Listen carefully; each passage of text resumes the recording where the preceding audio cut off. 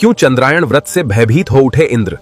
आखिर ऐसा क्या होने वाला था जिसने स्वर्ग के राजा को भी चिंता में डाल दिया? स्वर्ग के महान राजा इंद्र, जिनकी शक्ति से तीनों लोग कांपते थे, आज उनके मन में एक ऐसा भय जाग चुका था जो पहले कभी नहीं देखा गया था। दैत्यों की माता दिति अपने पुत्रों की मृत्यु से टूट चुकी थीं और अब उन्होंने एक ऐसा कठोर व्रत शुरू किया जो देवताओं के लिए भी चुनौती बन सकता था। दिति का चंद्रायन व्रत जैसे जैसे प्रबल होता गया, उसकी शक्ति तीनों लोकों में फैलने लगी और इसे देखकर इंद्र के मन में एक अनजाना भय जाग उठा।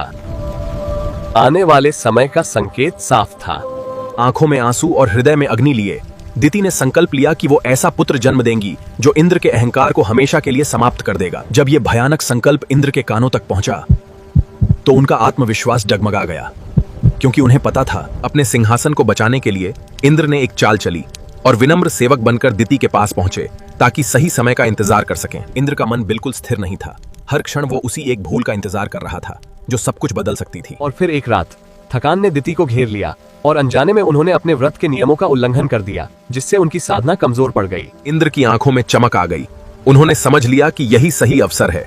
अब वो अपने सबसे खतरनाक निर्णय को अंजाम देने वाले थे। अपनी दिव्य योग शक्ति का उपयोग करते हुए इंद्र सूक्ष्म रूप में परिवर्तित हुए और प्रकाश की किरण बनकर दिति के गर्भ के भीतर प्रवेश कर गए। गर्भ के भीतर एक अद्भुत ऊर्जा पल रही थी, एक ऐसा जीवन जो भविष्य में इंद्र के लिए सबसे बड़ा खतरा बन सकता था। अपने भय और सत्ता को बचाने के लिए इंद्र ने कठोर निर्णय लिया और अपने वज्र की शक्ति से उस जीवन को कई भागों में विभाजित कर दिया।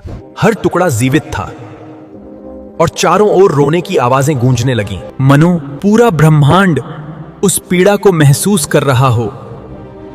मां रुद्र अर्थात मत रो, और उनकी आवाज पूरे गर्भ में गूंज उठी जैसे कोई दिव्य आदेश दिया गया हो। और तभी एक अद्भुत चमत्कार हुआ। वे सभी टुकड़े नष्ट नहीं हुए, बल्कि दिव्य रूप लेकर मरुत देव बन गए, जो आगे चलकर आंधी और तूफानों के स्वामी बने। जो कभी इंद्र के शत्रु बन सकते थे, वहीं अब उनके साथी बन गए और इस प्रकार एक विनाश से नई शक्ति का जन्म हुआ। अगर आपको ऐसी रहस्यमयी और अद्भुत पौराणिक कहानियां पसंद हैं, तो अभी लाइक करें, शेयर करें और हमारे चैनल को जरूर सब्सक्राइब करें।